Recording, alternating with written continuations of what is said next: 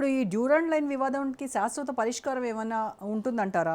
ఈ అంతర్జాతీయ సమాజం ఏమన్నా కల్పించుకొని ఆ దిశగా అడుగులు వేస్తుందా? ఎందుకంటే ఇప్పుడు అంటే దశాబ్దాలుగా ఈ వివాదం అలా కొనసాగుతూనే ఉన్నప్పటికి కూడాను ఇప్పుడు మళ్ళీ భగ్గుమంటున్నటువంటి నేపథ్యంలో ఏదైనా పర్మనెంట్ సొల్యూషన్ దిశగా ఏమైనా అడుగులు పడతాయి అనుకోవచ్చు.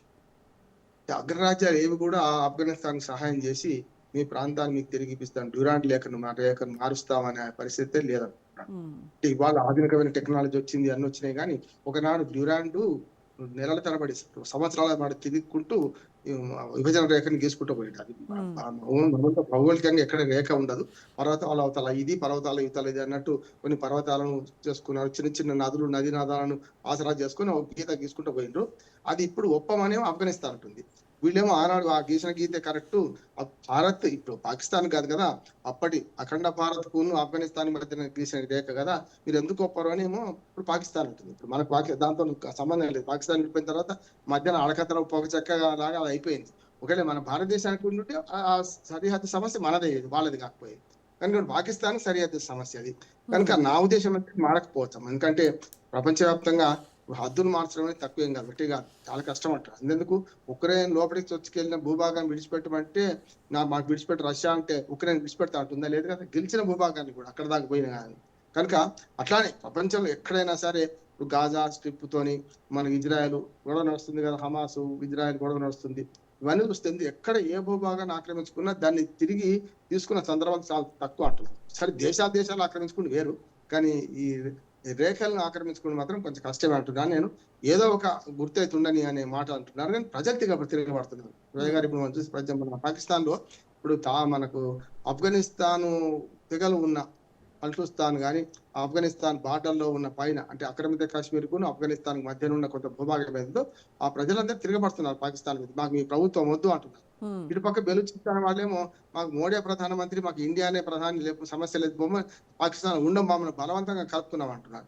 ఇప్పుడు అదే డ్యూరాండ్ రేఖ కూడా ఏమైతుందంటే ఆఫ్ఘనిస్తాన్ ప్రజలు విడదీసిద్ది అనే ఒక ఆత్మీయ అనుబంధం వాళ్ళకున్నది, ఒక సెంటిమెంట్ వాళ్ళకున్నది. కనుక మా ప్రజల్ని మేము తీసుకోవాలంటే డ్యూరాండ్ రేఖ మార్చాలి అని ఆఫ్ఘనిస్తాన్ వాళ్ళు అంటున్నారు. మార్చేది లేదు, ఎప్పుడో చేసిన రేఖ కదా, మేమైతే కూరుకుంటాం, దీన్ని పాలిస్తాం, మేము బలవంతంగానే కర్ర పట్టుకొని పాలిస్తామని వీళ్ళు అంటున్నారు. ఒకవేళ దాన్ని విడిచిపెడితే ఆక్రమిత కాశ్మీర్ ప్రజలు కూడా పోరాటం చేస్తున్నారు కదా, మరి నైతికంగా పాకిస్తాన్ మీద ఒత్తిడి పెరుగుతుంది. ఆక్రమిత కాశ్మీర్ ప్రజలు కూడా మేము భారతదేశంలో ఉంటాం, ఆనాడు గెలిచిన నాడు లాహోర్ దాకా కొట్టుకొచ్చిండ్రు, మమ్మల్ని అప్పుడే స్వాధీనం చేసుకునేది ఎందుకు చేసుకోలేదని ఆక్రమిత పిఓకే వాళ్ళు అంటున్నారు. ఇవాళ చూస్తున్నాం కదా, తీవ్రవాద శిబిరాలన్నీ మనకు పిఓకలు పెట్టుకొని ఏమైనా నష్టం జరిగితే వాళ్ళకే నడుస్తుంది, చూస్తున్నాం కదా. ఇప్పుడు పిఓకే పక్కన ఉన్న ఇటుపక్క బారాముల్లా పూంచ్ సెక్టార్లో మన ప్రజలు నష్టపోతున్నారు ఈ యుద్ధాల వల్ల. అటు పక్కనేమో పిఓకేలే బాంబులు వేస్తే వాళ్ళు చచ్చిపోతున్నారు. తీవ్రవాద స్థావరాలు అక్కడే ఉన్నాయి. కాకపోతే మనం మానవీయ కొడుతున్న బాంబులు ప్రజా సమూహాల మీద ప్రజాక్షేత్రంలో వేస్తలేం, కానీ వాళ్ళు వేశారు కదా. మన పహల్గామ్ తర్వాత మన పక్కన ఉన్న పూంచు బారాముల్లా సెక్టార్లో వాటిల్లో అంతా బారాముల్లా దాకా వేళ్ళు వచ్చారంట 2 సార్లు. బారాముల్లా సెక్టార్లో వేశారు కదా, బాంబులు వేస్తున్నారు కదా. ప్రజలు 16 మంది ముస్లిం ప్రజలు చచ్చిపోయారు అక్కడ, భారతీయులే కావచ్చు, కానీ మతం పరంగా ముస్లిం చనిపోయారు. కానీ అంతా చూస్తే ఏంటంటే పాకిస్తాన్ అడకతల్లో పోకచక్కగా మారింది. ఇది ప్రపంచవ్యాప్తంగా ఎవరికి వీలైంది వాళ్ళు వాడుకుంటారు. మన భారతదేశమే కొంచెం ఇంకా నైతిక విలువలు, ఎవడి సార్వభౌమాధికారులు మనం కల్పించుకోవద్దు అంటున్నాం కనుకనే పాకిస్తాన్ కు వ్యతిరేకంగా ఆఫ్ఘనిస్తాన్ ప్రోత్సహిస్తలేము. మనం ఆయుధాలు ఇస్తలేం, ఏమి ఇస్తలేం. కానీ కొన్ని దేశాలు పరోక్షంగా ఆఫ్ఘనిస్తాన్ ప్రోత్సహిస్తున్నాయి. ఉదాహరణకు ఇరాన్ ప్రోత్సహిస్తుంది. ఎందుకంటే ఇరాన్ మీద దాడులు చేయడానికి పాకిస్తాన్ వాడుకున్నది కదా అమెరికా కాదు, అందుకని ఇప్పుడు ఇరాన్ లాంటిది ప్రోత్సహిస్తుంది మన ఆఫ్ఘనిస్తాన్ ను. అట్లాగే చైనా లాంటిది కూడా గమ్మత్తుగా పాకిస్తాన్ తో కలిసి కట్టుకుంటే ఏదైనా ఆయుధ సహాయం కావాలంటే ఆఫ్ఘనిస్తాన్ చేసే అవకాశం ఉంది. ఇప్పుడు చైనా డైరెక్ట్ యుద్ధం చేయదు, కానీ అమెరికా లాంటి దేశం మాత్రం పూర్తిగా పాకిస్తాన్ కి అనుకూలంగా ఉంటుంది. రష్యా కూడా పాకిస్తాన్ కి అనుకూలంగా లేకపోయినా ఆఫ్ఘనిస్తాన్ కు అనుకూలంగా అయితే ఉండదు, ఎందుకంటే భంగపడ్డారు కదా అక్కడ వాళ్ళు. రష్యా భంగపడ్డది 30 ఏళ్ళు, 20 ఏళ్ళేమో పోరాటం చేసి వాళ్ళు స్వాధీనం చేసుకుందామంటే అమెరికా భంగపడ్డది. కనుక భంగపడ్డ 2 అగ్రరాజ్యాలు ఏవి కూడా ఆఫ్ఘనిస్తాన్ సహాయం చేయవు. ఇప్పుడు ఆఫ్ఘనిస్తాన్ కు ఉన్న అడ్వాంటేజ్ ఏంటంటే మొండి ధైర్యము, ఉన్న ఆయుధాలు, పాత పనికిరాని ఆయుధాలు మొత్తం పనిచేస్తున్నాయి. కానీ పాకిస్తాన్ తలుచుకుంటే ఆఫ్ఘనిస్తాన్ ఓడించే పరిస్థితి ఉంది. కానీ పాకిస్తాన్ అంతర్గత కలహాల్లో ఉన్నప్పుడు ఆఫ్ఘనిస్తాన్ ఓడించడం కష్టం అంటున్నాను. అగ్రరాజ్యాలకు లేకపోయినాక వీళ్ళకి రాజు కంటే మొండివాడు బలవంతుడు కదా రోజా గారు. అదే ఇప్పుడు మొండిదే మనకు ఆఫ్ఘనిస్తాన్ ప్రజలకు, ఆఫ్ఘనిస్తాన్ పాలకులకు పెద్దది ఏంటంటే రాజు కంటే మొండివాడు బలవంతుడు, ఎవడైనా సరే ఎదుర్కొంటాం అంటున్నారు. చూద్దాం ఎందుకు. Right sir. ఇక పాక్ అసలే ఆర్థిక సంక్షోభంలో ఉంది. ఇప్పుడు అక్కడ జరుగుతున్నటువంటి ఉద్రిక్త పరిస్థితుల నేపథ్యంలో మరి ఆ దేశ ఆర్థిక పరిస్థితి ఇంకా మరింత సంక్షోభంలోకి నెట్టబడుతుందా? మాట్లాడదాము రామ్మోహన్ రావు గారు. రామ్మోహన్ రావు గారు, పాకిస్తాన్ ఇప్పుడు ఐఎంఎఫ్ బెయిల్అవుట్ ప్యాకేజ్కి ఇదైంది. మరి ఇప్పుడు జరుగుతున్నటువంటి ఉద్రిక్తత నేపథ్యంలో ఆ ఐఎంఎఫ్ బెయిల్అవుట్ ప్యాకేజెస్ పైన ఏమైనా ఇంపాక్ట్ ఉంటుందంటారా? ఉంటుంది, తప్పనిసరి ఉంటుంది. యాక్చువల్గా మనకు ఆపరేషన్ సింధూర్ తర్వాతనే కునార్ వెళ్ళిన పాకిస్తాన్ కు ఏమైనా ఎడారిలో మరీచికలాగా ఒక రకంగా చెప్పాలంటే ఒక మిలియన్ డాలర్ అంటే 9,500 కోట్ల రూపాయలు సుమారుగా మనకు ప్రపంచ బ్యాంక్ సహాయం చేసింది. దేనికి సహాయం చేసిన వాళ్ళు, మీ ఆర్థిక స్థితిని బాగు చేసుకోండి, యుద్ధాలకు పెట్టమని చేయలేదు. ఇప్పుడు ఆ డబ్బులు వచ్చిన తర్వాత పెద్ద ఎత్తున యుద్ధాల మీద ఖర్చు పెట్టింది. ఆపరేషన్ సింధూర్ 1, 2 వాటి మీద ఖర్చు పెట్టింది. ఇప్పుడు ఆఫ్ఘనిస్తాన్ తో యుద్ధం వచ్చింది, యుద్ధం లాంటి యుద్ధం వచ్చింది కనుక దీని మీద ఖర్చు పెడుతుంది. అంటే ఏంటి, మొత్తం అయ్యగారి సంపాదన అమ్మగారి పసుపు అన్నట్టు ఈ మొత్తం వచ్చిన డబ్బు రుణం అంతా కూడా ఆయుధాలు కొనుక్కోవడం ఇది చేస్తున్నది. అమెరికా కూడా వ్యూహాత్మకంగా, రోజా గారు చూడండి మీరు, పాకిస్తాన్ తన ఆధీనంలో ఉంచుకోవాలంటే ఆయుధ సహాయం కూడా పెడుతుంది. ఇప్పుడు రకంగా చెప్పాలి, ప్రపంచ వ్యాప్తం రుణం ఇప్పించింది అమెరికానే. అందరు వద్దంటుంటే కూడా, భారతదేశానికి వ్యతిరేకమని తెలిసి కూడా ఇప్పుడు ఆ రుణాన్ని ఏం చేస్తుంది, అందులో సగం రుణం అప్పటికే పట్టుకున్నారట. అమెరికా వాళ్ళు ఏం చేసిందంటే ఇచ్చిన రుణం ఇట్టించుకుంటూనే వాళ్ళు ఇప్పటిదాకా ఇచ్చిన ఆయుధ సంపత్తితో పట్టుకున్నారు. చూస్తున్నాం కదా, S-400 మనం తెచ్చుకుంటే ఇప్పుడు వాళ్ళ నూతన టెక్నాలజీ పాకిస్తాన్ వాళ్ళకి ఇచ్చి మనకన్నా కొంచెం మెరుగైన టెక్నాలజీ ఇచ్చే ప్రయత్నం చేస్తుంది అమెరికా. ఈ చైనా చూసాం, చైనా తుపాకులు, చైనా అన్ని కూడా తుస్సుమని పేలిపోయినాయి, మనం చూసినాం కదా. రష్యా S-400 మనకి గెలిపించింది. ఇప్పుడు S-500 కూడా మనం చెప్తున్నాం. బ్రహ్మోస్ క్షిపణులు తయారు చేసుకున్నాం. పులిని చూసి నక్క వాతలు పెట్టుకున్నట్టు పాకిస్తాన్ మొదటి నుంచి విద్వేషాల పునాది మీదనే అది బయటపడ్డది, 2 దేశాలకు విభజించబడ్డది.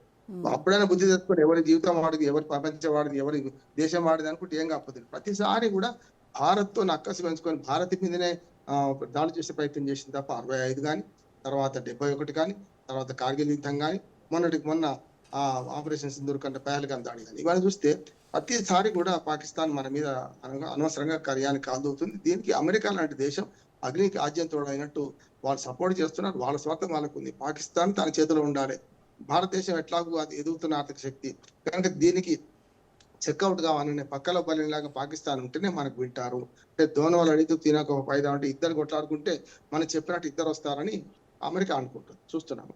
కానీ నమ్మదగ్గ మిత్రులు అప్పుడైనా మనకు రష్యానే. ఇక ఆర్థిక స్థితి చూసుకుంటే మీరు అన్నట్టు 500 రూపాయల కిలో మనకు గోధుమ పిండి, దాదాపు 600 రూపాయలకు లీటర్ పాలు అయిన సందర్భం చూసినాం మనం. ఇట్లా చూస్తే వాళ్ళు ఆర్థికంగా చితికిపోయి ఉన్నారు. అసలు ఈ దేశంలో ఎందుకున్నావా అనే పరిస్థితి కూడా జరుగుతుంది.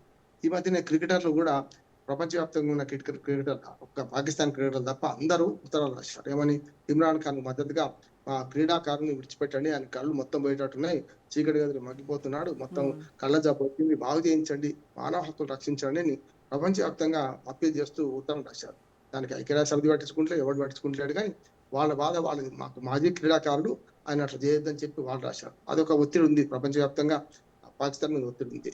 ఈ ఆర్థికం అంటే అంత చూస్తున్నాం కదా, తెచ్చిన డబ్బులు మొత్తం అటైపోతున్నాయి. ఇంకోటి ఏంటంటే ప్రభుత్వం కూడా ప్రభుత్వ చేతిలో లేదు కదా రోజా గారు. చూస్తున్నాం ఇప్పుడు ఏదైతే అఫీషియల్ గా నిలబడ్డ ప్రభుత్వం ఏదైనా ఉందో, ఇప్పటిదాకా పాకిస్తాన్ ఏర్పడ్డప్పటి నుంచి 1 సార్లు 2 సార్లు కొంచెం పక్క రాష్ట్రాలు ఎన్నికలు ఎప్పటి నుంచి కూడా మొదటి నుంచి కూడా మనకు అయితే సింధు లేకుంటే పంజాబ్ సింధు ప్రాంతాల నుంచే ముఖ్యమైన నేతలు అందరూ వస్తారు, ఇంక్లూడింగ్ సైన్యాధ్యక్షులు కూడా. ఇప్పుడు వాళ్ళు ఏం చేస్తున్నారు, వీళ్ళందరూ ఆక్రోశపడుతున్నారు. మా సంపద అంతా దోచిపెట్టి అటు బెలూచిస్తాన్ వాళ్ళు తిరుగుబాటు చేస్తున్నారు, అటు పంపుతారు, ఇటు యుద్ధాలు పెడతారు, ఆక్రమిత కాశ్మీర్ ఉపయోగించి అటు పెడతారు, ఆఖరికి పంక్తులు మన ఆఫ్ఘనిస్తాన్ పక్కన ఉన్న ప్రాంతాలకు పెడతారు. మా సంగతి ఏంది, సంపాదన మాది, ఖర్చు మీద అని వీళ్ళు అంటున్నారు. పాలకులందరూ ఇక్కడ వచ్చిన వాళ్ళే. ఇప్పుడు ఏమవుతుందంటే పాలకులు ఏమో సైన్యం చేతిలో ఉన్నారు, సైన్యం ఏమో తీవ్రవాదుల చేతిలో ఉంది. అంటే అందుకని చూడండి, ఈ ఇద్దరి మధ్యన ఉన్న సైన్యాన్ని పిలుచుకున్నాడు అమెరికా అధ్యక్షుడు ట్రంప్. జనరల్ మొండిని ఎందుకు పిలుచుకున్నారు, అటు తీవ్రవాదులకు ఇటు ప్రభుత్వానికి మధ్యన సయోధ్యం ఉంటుంది సైన్యంది కనుక సైన్యం మధ్య, ఎందుకంటే సైన్యం లీగల్ అవుతుంది. నిజంగా చెప్పాలంటే దేశ అధ్యక్షుడు ఎవరితో మాట్లాడాలి, ఆ ఎదుటి దేశం అధ్యక్షుడితోనో ప్రధానమంత్రితో మాట్లాడాలి. కానీ అట్లా మాట్లాడలే కదా. షెహబాజ్ షరీఫ్ కంటే మునీర్కి ఎక్కువ విలిచింది అమెరికా. అందుకని ఏమంటున్నారు అంటే ఎవరి ప్రయోజనాలు వాళ్ళకున్నాయి, ఈ ప్రయోజనాల మధ్యన పాకిస్తాన్ మాత్రం ఆగమైపోతుంది. వాటికి రోజు ఇంకా మీరు అన్నట్టు ఆర్థికంగా చితికిపోతుంది, సామాజికంగా చితికిపోతుంది, తన ప్రజల ద్వారా అంతర్యుద్ధాలు వస్తున్నాయి. ఇది వరకు చెప్పారంటే మేడి పడిన చూడు మేలిమై ఉండని అన్నట్టు పైకి పాకిస్తాన్ కొంచెం దృఢంగా కనపడుతున్నా లోపలంతా డొల్లనే ఉంది. ఈ దొల్లతనం ఎప్పుడు పోతుంది అంటే నిజమైన పాలకులు సైన్యం చేతిలో ఉండని పాలకులు వచ్చినప్పుడు పోతుంది. కానీ ఇంతవరకు పాకిస్తాన్ చరిత్ర చూస్తే అయ్యాహయ కాడి నుంచి మొదలు పెడితే ఇప్పటి వరకు ఎవ్వరు కూడా పటిష్టమైన గట్టి పాలకులు వస్తే పాలకులు ఉరిదీశారు తప్ప బతకనీయలేవాడు సైన్యం. సైన్యమే అప్పర్ హ్యాండ్. ఆఖరికి ముషారఫ్ అంటాడు కూడా సైన్యం నుంచి తిరుగుబాటు చేసి వచ్చినాడు కూడా ముషారఫ్ పరిస్థితి కూడా అంతే అయింది కదా అధ్యక్షుడు అయిన తర్వాత, అంటే ప్రధానమంత్రి అయిన తర్వాత. అట్లా చూసుకుంటే ఈ షెహబాజ్ షరీఫ్ ఒక కీలు బొమ్మ, ఒక తోలు బొమ్మ, అటు అమెరికా ఇటు తీవ్రవాదుల చేతిలో. అందుకని సమస్య లేదు. ఇంకా ముఖ్యంగా సైన్యం చేతిలో అనొచ్చు. ఈ ముగ్గురు మధ్యన ఇప్పుడున్న పౌర ప్రభుత్వం అనేది ఒకటి గాలికి పోయే పేకమడి లాంటిదే. చూద్దాం ఏం జరుగుతుంది.